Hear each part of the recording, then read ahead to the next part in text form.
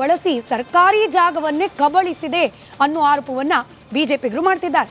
ಇದರ ಬಗ್ಗೆ ಪ್ರಶ್ನೆ ಮಾಡಬೇಕು. ಪತ್ರಕರ್ತರಾಗಿ ಆಡಳಿತ ಪಕ್ಷವೋ ವಿರೋಧ ಪಕ್ಷವೋ ಯಾವುದೇ ಪಕ್ಷಗಳ ವಿರುದ್ಧವಾಗಿ, ಜನಪ್ರತಿನಿಧಿಗಳ ವಿರುದ್ಧವಾಗಿ ಎಸ್ಪೆಷಲಿ ಇಂಥದ್ದೊಂದು ಹಣಕಾಸಿನ ವಿಚಾರದಲ್ಲಿ ಅವ್ಯವಹಾರ ಆಗಿದೆ ಅನ್ನೋ ಆರೋಪ ಬಂದಾಗ ಪ್ರಶ್ನೆ ಮಾಡಬೇಕಾಗಿರೋದು ಪತ್ರಕರ್ತರ ಹಾಗೆ ಮಾಧ್ಯಮಗಳ ಜವಾಬ್ದಾರಿ.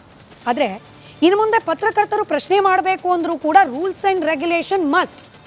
ವಿಧಾನಸೌಧದ ಆಚೆ ಸರ್ಕಾರ ತೋರಿಸಿರುವ ಜಾಗದಲ್ಲಿ ನಿಂತು ಮಾತ್ರ ಪ್ರಶ್ನೆ ಕೇಳಬೇಕಂತೆ. ಥ್ಯಾಂಕ್ಫುಲಿ ಈ ನ್ಯೂಸ್ ಚಾನೆಲ್ಗಳ ಸ್ಟುಡಿಯೋಗೆ ಆ ರೂಲ್ಸ್ ಅಪ್ಲೈ ಆಗೋದಿಲ್ಲ. ಹೀಗಾಗಿ ಈ ಪ್ರಶ್ನೆಯನ್ನು ನಿರ್ಭೀತವಾಗಿ ಸರ್ಕಾರದ ಯಾವುದೇ ರೂಲ್ಸನ್ನು ವೈಲೇಟ್ ಮಾಡದೆ ಕೇಳುವ ಪ್ರಯತ್ನವನ್ನು ಇವತ್ತಿನ ಮಹಾಭಾರತ ಚರ್ಚಾ ಕಾರ್ಯಕ್ರಮದಲ್ಲಿ ಮಾಡೋಣ.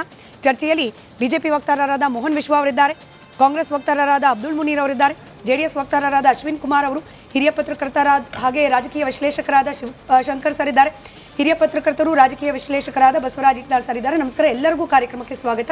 ಚರ್ಚೆ ಪ್ರಾರಂಭ ಮಾಡಲಿಕ್ಕೆ ಮುಂಚೆ ಚಲವಾದಿ ನಾರಾಯಣ ಸ್ವಾಮಿ ಅವರು ಗಂಭೀರವಾದ ಆರೋಪವನ್ನು ಕೆಲವೊಂದಷ್ಟು ದಾಖಲೆಗಳ ಸಮೇತ ನಿನ್ನೆ ಮಾಡಿದ್ರು. ಅವರ ಹೇಳಿಕೆಯನ್ನು ಗಮನಿಸೋಣ. ಹಾಗೆ ರಾಷ್ಟ್ರೀಯ ಮಟ್ಟದಲ್ಲೂ ಕೂಡ ಬಿಜೆಪಿ ನಾಯಕರಾದ ಬಹುಶಃ ಗೌರವ್ ಭಾಟಿಯಾ ಅವರು ಮಾತನಾಡಿದ್ದಾರೆ. ಇಬ್ಬರ ಹೇಳಿಕೆಯನ್ನು ಗಮನಿಸಿ ನಂತರದಲ್ಲಿ ಚರ್ಚೆ ಪ್ರಾರಂಭ ಮಾಡೋಣ. ಸರ್ಕಾರ ಬಡವರಿಗೆ ಮನೆ ಕೊಡಬೇಕು, ಆಸ್ತಿ ಮಾಡಿಕೊಡ್ಬೇಕು. ಇದು ಕಾಂಗ್ರೆಸ್ಗೆ ಆಸ್ತಿ ಮಾಡಿಕೊಡ್ಲಿಕ್ಕೆ ಹೋಗಿದೆ ಅಂತಂತಂದ್ರೆ ಎಷ್ಟು ವಿಪರ್ಯಾಸ ಇದು. ಅಲ್ಲಿ ನೋಡಿದ್ರೆ ಎಲ್ಲರಿಗೂ ಕ್ಯಾಬಿನೆಟ್ ರ್ಯಾಂಕ್, ಎಲ್ಲ ನಿಗಮ ಮಂಡಳಿಗಳಿಗೆ ಕ್ಯಾಬಿನೆಟ್ ರ್ಯಾಂಕ್ ಅಂದ್ರೆ ಲೂಟಿ. ಕಾಂಗ್ರೆಸ್ ಜನರ ಹಣವನ್ನ ತನ್ನ ಕಾರ್ಯಕರ್ತರಿಗಾಗಿ, ತನ್ನ ಕಚೇರಿಗಳ ನಿರ್ಮಾಣಕ್ಕಾಗಿ ಲೂಟಿ ಮಾಡ್ತಾ ಇದೆ ಅಂತಂದ್ರೆ ಇದಕ್ಕಿಂತ ಲೂಟಿಗೆ ಇನ್ಯಾವ ಯಾವ ಪುರಾವೆ ಬೇಕು ನಿಮಗೆ, ಸಾಕ್ಷಿ ಬೇಕು? ಸರ್ಕಾರದಲ್ಲಿ ನೀವು ಆವಾಗ CSIT ಇರ್ತದಂತ ಇಟ್ಕೊಳ್ಳಿ, ನೀವು ಅದರ ಫುಲ್ ಅಮೌಂಟ್ ಕೊಟ್ಟು ತಗೊಂಡ್ರೆ ತಪ್ಪೇನಿಲ್ಲ. ಅದನ್ನ ನೀವೇನ್ ಮಾಡ್ಬೇಕಂತಂದ್ರೆ ನಿಮ್ಮ ಇದ್ರ ಪ್ರಕಾರ ಯಾವ ಆಕ್ಟಿವಿಟಿಗೆ ಈ ಪಬ್ಲಿಕ್ ಕಮ್ಯುನಿಟಿ ಸೈಟ್ ಅನ್ನು ತಗೊಳ್ಬೇಕಂತ ಇರ್ತದೋ, ಸಿವಿಕ್ ಕಮ್ಯುನಿಟಿ ಸೈಟು, ಆ ಉದ್ದೇಶಕ್ಕೆ ಮಾತ್ರನೇ ಇರಬೇಕು. ನೀವು 5%ಗೆ ತಗೊಳಕ್ ಬರೋದಿಲ್ಲ. ಕನ್ಸೆಷನ್ ನಿಮಗೆ ಯಾಕೆ ತಗೊಂಡಿದ್ದೀರಿ? ये 2 दर्जन 24 ऐसी सिविक कम्युनिटीज हैं जो कि जनता के हित के लिए अब इस्तेमाल नहीं होंगी. ये इस्तेमाल हो रही हैं कांग्रेस के भवन बनाने के लिए. 12 प्लॉट मुख्यमंत्री सिद्धरामैया जी ने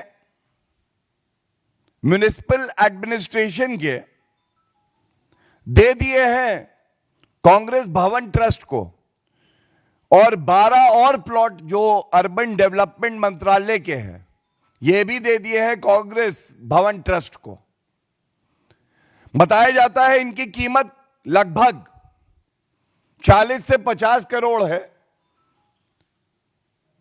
और दुर्भाग्यपूर्ण क्या है, देखिए 50 करोड़ के प्लॉट कांग्रेस पार्टी को, नकली गांधी परिवार को कितने में मिले? 2 करोड़ रुपए में. 2 करोड़ में 50 करोड़ की सरकारी जमीन को हड़प गए राहुल गांधी हड़पू. ಸಾಮಾನ್ಯವಾಗಿ ಯಾರ ಮೇಲೆ ಆರೋಪ ಬಂದಿರುತ್ತೆ ಅವರನ್ನು ಪ್ರಶ್ನೆ ಮಾಡಬೇಕು. ಆದರೆ ಫಾರ್ ಅ ಚೇಂಜ್ ಯಾರು ಆರೋಪ ಮಾಡ್ತಿದ್ದಾರೆ ಅವರಿಂದ ಚರ್ಚೆ ಪ್ರಾರಂಭ ಮಾಡೋಣ ಅಂತ ಹೇಳಿ. ಮೋಹನ್ ವಿಶ್ವ ಅವರೇ, ನೀವು ಕೂಡ ನಿನ್ನೆ ಚಲವಾದಿ ನಾರಾಯಣ ಸ್ವಾಮಿ ಸರ್ ಜೊತೆಯಲ್ಲಿದ್ರಿ, ಪತ್ರಿಕಾಗೋಷ್ಠಿಯನ್ನ ಕರೆದು ದಾಖಲೆ ಸಮೇತ ಆರೋಪ ಮಾಡಿದಾಗ.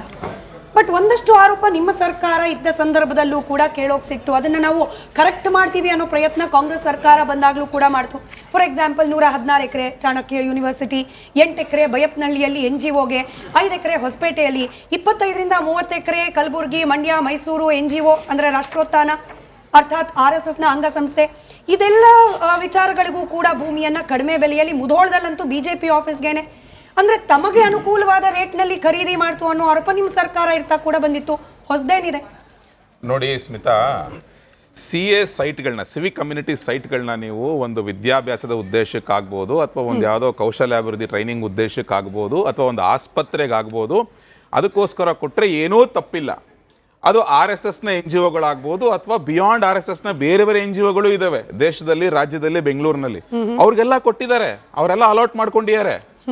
ಆ ನಿಟ್ಟಿನಲ್ಲಿ ನೀವು ಅಲಾಟ್ ಮಾಡ್ಕೊಂಡ್ರೆ ಯಾರು ಏನು ಪ್ರಶ್ನೆ ಮಾಡಲ್ಲ. ಫಾರ್ ಎಕ್ಸಾಂಪಲ್ ರಾಷ್ಟ್ರೋತ್ಥಾನ ಪರಿಷತ್ನ ಶಾಲೆಗಳಿದಾವೆ, ಅಲ್ಲಿ ವಿದ್ಯಾಭ್ಯಾಸ ಇದೆ, ಅಲ್ಲಿ ಸಾವಿರಾರು ಮಕ್ಕಳು ಓದ್ತಾ ಇದ್ದಾರೆ ಇವತ್ತು. ತಿರ್ಗಾ ರಾಷ್ಟ್ರೋತ್ಥಾನ ಪರಿಷತ್ನ ಆಸ್ಪತ್ರೆಗಳಿದಾವೆ, ಅಲ್ಲಿ ಸಾವಿರಾರು ಜನಕ್ಕೆ ಚಿಕಿತ್ಸೆ ನೀಡಲಾಗ್ತಾ ಇದೆ. ರಾಷ್ಟ್ರೋತ್ಥಾನ ಪರಿಷತ್ನ ಗ್ರಂಥಾಲಯ ಇದೆ, ಪಬ್ಲಿಕೇಶನ್ ಇದೆ, ಆಯ್ತಲ್ಲ. ಸೊ ಬಿಯಾಂಡ್ ರಾಷ್ಟ್ರೋತ್ಥಾನ ಬೇರೆ ಬೇರೆ ಪಬ್ಲಿಕೇಶನ್ಸ್ ಇದಾವೆ, ಬೇರೆ ಬೇರೆ ಆಸ್ಪತ್ರೆಗಳು ಇದಾವೆ ರಾಜ್ಯದಲ್ಲಿ, ಬೇರೆ ಬೇರೆ ನಿಮ್ಗೆ NGOಗಳು ನಡೆಸ್ತಾ ಇದಾವೆ ಶಾಲೆಗಳನ್ನ. ಇದನ್ನ ಯಾರು ಅದನ್ನ ಇಲ್ಲಿ ಪ್ರಶ್ನೆ ಮಾಡ್ತಾ ಇಲ್ಲ. ಪ್ರಶ್ನೆ ಮಾಡ್ತಾ ಇರೋದು, ಒಂದು ಪೊಲಿಟಿಕಲ್ ಪಾರ್ಟಿಗೆ ರೆಪ್ರೆಸೆಂಟೇಟಿವ್ ಆಫ್ ಪೀಪಲ್ ಆಕ್ಟ್ ಪ್ರಕಾರ ಹೋದ್ರೆ ನಿಮಗೆ ಅದರಲ್ಲಿರುವಂತ MLAಗಳು MP ಗಳ ಸಂಖ್ಯೆಯ ಆಧಾರದ ಮೇಲೆ ಈ ಸೈಟ್ಗಳನ್ನ ಅಥವಾ ಜಾಗಗಳನ್ನ ಅಲಾಟ್ ಮಾಡಲಾಗುತ್ತೆ. ಬಹಳಷ್ಟು ಜನ MLAಗಳು ಅಥವಾ MP ಗಳಿದ್ರೆ ಅಥವಾ ರಾಷ್ಟ್ರೀಯ ಪಕ್ಷವಾದ್ರೆ ದೆಹಲಿನಲ್ಲಿ ಒಂದು ಜಾಗ ಕೊಡ್ಲಾಗುತ್ತೆ, ರಾಜ್ಯದಲ್ಲಿ ಒಂದು ಜಾಗ ಕೊಡ್ಲಾಗುತ್ತೆ. ಸೊ ಈ ರೀತಿಯಾಗಿ ರೆಪ್ರೆಸೆಂಟೇಟಿವ್ ಆಫ್ ಪೀಪಲ್ ಆಕ್ಟ್ ಅಲ್ಲಿ ಪ್ರಾವಿಷನ್ ಇದೆ. ಬಟ್ ಇಲ್ಲಿ ಏನಾಗ್ತಿದೆ ಅಂತ ಹೇಳಿದ್ರೆ, ಕಾಂಗ್ರೆಸ್ ಒಂದು ಪೊಲಿಟಿಕಲ್ ಪಾರ್ಟಿ ಆಗಿ ನೋಡಿ, ಈ ಪ್ರಶ್ನೆಗೆ ಉತ್ತರ ಕೊಟ್ಟವರು ಯಾರು ಅಂತ ಹೇಳಿದ್ರೆ ನಗರಾಭಿವೃದ್ಧಿ ಮತ್ತು ನಗರ ಯೋಜನಾ ಸಚಿವರು ಯಾರು, ಬೈರತಿ ಸುರೇಶ್. ಕೇಳಿರೋ ಪ್ರಶ್ನೆ ಏನು ಅಂದ್ರೆ, ರಾಜಕೀಯ ಪಕ್ಷಗಳಿಗೆ ಸರ್ಕಾರಿ ಜಮೀನು CA ಸೈಟ್ ಜಾಗವನ್ನು ರಾಜಕೀಯ ಪಕ್ಷಗಳ ಕಚೇರಿಗಳೇ ನೀಡಿದರೆ ಯಾವ ನಿಯಮಗಳಡಿ ನೀಡಲಾಗಿರುತ್ತದೆ, ಅದಕ್ಕೆ ಅನುಸರಿಸಿದ ಕ್ರಮಗಳೇನು ಅಂತ ಪ್ರಶ್ನೆ ಕೇಳಿರೋದು. ಉತ್ತರ ಕೊಟ್ಟಿರೋದು ಬೈರತಿ ಸುರೇಶ್ ಅವರು. ಕರ್ನಾಟಕ ನಗರಾಭಿವೃದ್ಧಿ ಪ್ರಾಧಿಕಾರಗಳ ನಾಗರಿಕ ಸೌಲಭ್ಯ ನಿವೇಶನ ಹಂಚಿಕೆ ನಿಯಮಗಳ 1991 ಹಾಗೂ ಕರ್ನಾಟಕ ಯೋಜನಾ ಪ್ರಾಧಿಕಾರಗಳ ನಾಗರಿಕ ಸೌಕರ್ಯ ನಿವೇಶನಗಳ ಹಂಚಿಕೆ ನಿಯಮಗಳು 2016 ಅನ್ವಯ ಹಾಗೂ ದಿನಾಂಕ 24/5/2017 ಅಧಿಸೂಚನೆ ಸಂಖ್ಯೆ 27/2016 ಅನ್ವಯ ನಾಗರಿಕ ಸೌಲಭ್ಯ ನಿವೇಶನವನ್ನು ಅಂದ್ರೆ CA ಸೈಟ್ ಅನ್ನು ಕಾಂಗ್ರೆಸ್ ಭವನ ಟ್ರಸ್ಟ್ ರಿಜಿಸ್ಟರ್ಡ್ ಬೆಂಗಳೂರು ಇವರಿಗೆ ಮಂಜೂರು ಮಾಡಲು ಅವಕಾಶವಿರುವುದಿಲ್ಲವೆಂದು ಪ್ರಸ್ತಾವನೆ ಸಲ್ಲಿಸಲಾಗಿದೆ. ಇರುವುದಿಲ್ಲ ಅಂತ ಇಲಾಖೆ ಹೇಳಿರೋದು ಯಾರು, ಬೈರತಿ ಸುರೇಶ್ ಅವರು. ಇಲ್ಲಿ ಇರುವುದಿಲ್ಲ ಅಂತ ಪ್ರಸ್ತಾವನೆ ಸಲ್ಲಿಸಿದ ನಂತರವೂ ಕೂಡ ಆದರೆ ಇಂತಹ ಪ್ರಸ್ತಾವನೆಗಳನ್ನು ಕರ್ನಾಟಕ ಸರ್ಕಾರದ ನಿಯಮಗಳು ವ್ಯವಹಾರ ನಿರ್ವಹಣೆ 1970 ನಿಯಮ 21B ಅನ್ವಯ ಸಚಿವ ಸಂಪುಟದ ಮುಂದೆ ಮಂಡಿಸಿ ಸಚಿವ ಸಂಪುಟ ಅನುಮೋದಿಸಿರುವಂತೆ ಸದನ ಸೌಲಭ್ಯವನ್ನು ಮಂಜೂರು ಮಾಡಲಾಗಿದೆ. ಸೊ ನಿಮ್ಗೆ ನಿಯಮಗಳಲ್ಲಿ ಇಲ್ಲ ಅಂದ್ರೂ ಕೂಡ ಇವ್ರು ಕ್ಯಾಬಿನೆಟ್ ಮೀಟಿಂಗ್ ಮಾಡಿ ಕೊಟ್ಟಿದ್ದಾರೆ. ನೆಕ್ಸ್ಟ್ ಆಯ್ತು, ನೀವು ಕೊಡ್ತೀರಾ, ನೀವು ಅದರ ಒಂದು ಫೇರ್ ಮಾರ್ಕೆಟ್ ವ್ಯಾಲ್ಯೂ ಇದೆಯಲ್ಲ ಆ ರೇಟ್ ನ ಕೊಟ್ಟಿ ತಗೋಬೇಕು. ಅದು ಮಾಡಿದ್ರ ಮಾಡಿಲ್ಲ, ಹೇಳ್ತೀನಿ ಕೇಳಿ. ಆ ಲಿಸ್ಟ್ ಹೋಗೋಕ್ ಮುಂಚೆ ಈಗ ನೀವು ರಾಷ್ಟ್ರೋತ್ಥಾನದು, ನಾನು ಮುನೀರ್ ಅವ್ರಿಗೆ ಪ್ರಶ್ನೆ ಕೇಳಲಿಕ್ಕೆ ಮುಂಚೆ ನೀವು ರಾಷ್ಟ್ರೋತ್ಥಾನ ಎಜುಕೇಶನ್ ವಿಚಾರದಲ್ಲಿ ಅಥವಾ NGO ಸ್ವರೂಪದಲ್ಲಿ ಕೆಲಸ ಮಾಡ್ತಿರುವಾಗ ತಪ್ಪಿಲ್ಲ ಅಂತ ಹೇಳಿದ್ರಿ.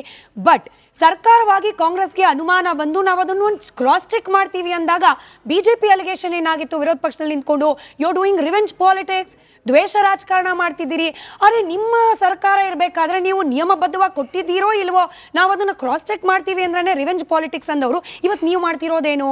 ಹಾಗಾದ್ರೆ ಈ ಪ್ರಶ್ನೆ ಕೇಳಿರೋದು 21, 22, 22, 23, 23, 24, 24, 25, 25, 26ನೇ ಸಾಲಂದು ಅಂದ್ರೆ ನಮ್ಮದನ್ನು ಸೇರಿ. ಸೊ ಇಲ್ಲಿ ಬಿಜೆಪಿ ಹೆಸರೇ ಬಂದಿಲ್ಲ. ಸೊ ಯಾರು ಉತ್ತರ ಕೊಟ್ಟಿರೋದು? ಇವರೇ ಕಾಂಗ್ರೆಸ್ ಸಚಿವರು. ನೀವು ಆಚೆ ಬಂದು ಮಾತಾಡ್ತಿರಲ್ಲ, ಉತ್ತರ ಕೊಡ್ಬೇಕಿತ್ತಾಗಾರೆ ಧೈರ್ಯ ಇದ್ದಿದ್ರೆ ಅಥವಾ ಅಧಿಕಾರದಲ್ಲಿ ಇದ್ದಿರಲ್ಲ, ತನಿಖೆ ಮಾಡ್ಬೇಕಿತ್ತು, ಯಾಕೆ ಮಾಡಿಲ್ಲ ನೀವು? ಹಾಗಾದ್ರೆ ನೆಕ್ಸ್ಟ್ ಇಲ್ಲಿ ಸಮಸ್ಯೆ ಇರೋದು ಎಲ್ಲಿ ಗೊತ್ತಾ ಸ್ಮಿತಾ ನಿಮ್ಗೆ? ನೋಡಿ, ವ್ಯಾಲ್ಯೂ ಆಫ್ ದ ಪ್ರಾಪರ್ಟಿ. ಚಿಕ್ಕಬಳ್ಳಾಪುರಕ್ಕೆ ಹೋದ್ರೆ ನಿಮಗೆ ಮಾರ್ಕೆಟ್ ವ್ಯಾಲ್ಯೂ 4,08,00,000 ಇವ್ರು ಅಲಾಟ್ ಮಾಡಿಸ್ಕೊಂಡಿರೋದು 20,42,000ಕ್ಕೆ 5%. ಬಾದಾಮಿಗೆ ಹೋದ್ರೆ 24,52,000 ಅಲಾಟ್ ಮಾಡಿಸ್ಕೊಂಡಿರೋದು 1,22,000ಕ್ಕೆ. ಕೊಪ್ಪಳಕ್ಕೆ ಹೋದ್ರೆ 1,31,00,000 ಅಲಾಟ್ ಮಾಡಿಸ್ಕೊಂಡಿರೋದು 6.5 ಲಕ್ಷಕ್ಕೆ. ಚನ್ನರಾಯಪಟ್ಟಣ 27,30,000 ಮಾರ್ಕೆಟ್ ವ್ಯಾಲ್ಯೂ ಅಲಾಟ್ ಮಾಡಿಸ್ಕೊಂಡಿರೋದು 1.36 lakhs. Mandya 1.45 crores market value allot ಮಾಡಿಸ್ಕೊಂಡಿರೋದು 7.28 lakhs. ಗೌರಿಬಿದನೂರು 90 ಲಕ್ಷ ಅಲಾಟ್ ಮಾಡಿಸ್ಕೊಂಡಿರೋದು 4.5 ಲಕ್ಷಕ್ಕೆ. ನೆಕ್ಸ್ಟ್ ನಿಮಗೆ ತುಮಕೂರು 2 ಎಕರೆ ಜಾಗ 1 ಎಕರೆಗೆ 1,70,00,000 ಇದೆ. ಮುಗಿಸ್ಬಿಡ್ತೀನಿ ಪ್ಲೀಸ್ ದಯವಿಟ್ಟು. ತುಮಕೂರು 1 ಎಕರೆಗೆ 1,70,00,000 ಇದೆ, ಅದನ್ನ ಬರೀ 8.5 ಲಕ್ಷಕ್ಕೆ. ಅಂದ್ರೆ ನೀವು ಆವರೇಜ್ ತಗೊಂಡ್ರೆ ನಿಮಗೆ 40 ಕೋಟಿ ವರ್ತು ಪ್ರಾಪರ್ಟಿನ ಬರೀ 2 ಕೋಟಿಗೆ ಅಲಾಟ್ ಮಾಡಿಸ್ಕೊಂಡಿದ್ದಾರೆ. ಅಂದ್ರೆ 5% ಫ್ಲಾಟ್. ನೀವು ಕ್ಯಾಲ್ಕುಲೇಟರ್ ತಗೊಂಡು ಕ್ಯಾಲ್ಕುಲೇಟ್ ಮಾಡಿದ್ರು ಅಷ್ಟೇ, ಇದರಲ್ಲಿ 5% ಆಫ್ ದ ಮಾರ್ಕೆಟ್ ವ್ಯಾಲ್ಯೂ. ನಾವು ಹೇಳ್ತಿರೋದು ನೀವು ಮಾಡಿಸ್ಕೊಳ್ಳಿ, ದುಡ್ಡು ಕೊಟ್ಟು ಮಾಡಿಸ್ಕೊಳ್ಳಿ, ಬೇಡ ಅಂತ ಹೇಳ್ತಿಲ್ಲ. ಈಗ ನಮ್ಮೇಲೆ ಅಲಿಗೇಷನ್ ಮಾಡಿದ್ರೆ ನೀವು ಅಧಿಕಾರದಲ್ಲಿ ತನಿಖೆ ಮಾಡಿ 3 ವರ್ಷದಿಂದ ಯಾಕೆ ಮಾಡಿಲ್ಲ? ಈಗ ನಿಮ್ಮವರೇ ಕೊಟ್ಟರೆ ಉತ್ತರದಲ್ಲಿ ಇಲ್ವಲ್ರಿ ಇದರಲ್ಲಿ ಬಿಜೆಪಿ. ಮುನೀರ್ ಅವರೇ, ಈ 100 ಕಾಂಗ್ರೆಸ್ ಭವನವನ್ನ ಕಟ್ಟಬೇಕು ಅನ್ನೋ ಮಹತ್ವಾಕಾಂಕ್ಷೆ ಸರಿಯೇ, ಬಟ್ 100 ಕಟ್ಟಲಿಕ್ಕೆ ಈ ರೀತಿ ಕೋಟ್ಯಾಂತರ ರೂಪಾಯಿ ಅವ್ಯವಹಾರ ಮಾಡಿದ್ದೀರಿ ಅನ್ನೋ ಆರೋಪ, ಇದನ್ನು ಕೂಡ ಹೆಂಗ್ ಸಮರ್ಥನೆ ಮಾಡ್ಕೊಳ್ಳೋ ಅನಿವಾರ್ಯ ಪರಿಸ್ಥಿತಿ? ಅವ್ಯವಹಾರ ಆರೋಪ ಅಷ್ಟೇ, ಆರೋಪ. 100 ಸೈಟ್ಗಳನ್ನ ಏನು CA ಸೈಟಲ್ಲೇ ಮಾಡಿದೀವಿ ಅನ್ನೋದು ಮೊದಲ ಸುಳ್ಳು. ಆಲ್ರೆಡಿ ಕೆಲವು ಶಾಸಕರು, ಆಲ್ರೆಡಿ ಪಕ್ಷಕ್ಕೆ ಮಾಜಿ ಶಾಸಕರುಗಳು ಕೊಟ್ಟಂತ ಜಮೀನಿನಲ್ಲಿ ಕಾಂಗ್ರೆಸ್ ಭವನ ನಡೀತಾ ಇದೆ, ಇನ್ನು ನಡೆಸ್ತಾ ಇದ್ದಾರೆ. ಅದನ್ನೆಲ್ಲ ಸೇರಿ 100 ಆಫೀಸ್ಗಳನ್ನು ಮಾಡಬೇಕು, ಕಚೇರಿಗಳನ್ನು ಮಾಡಬೇಕು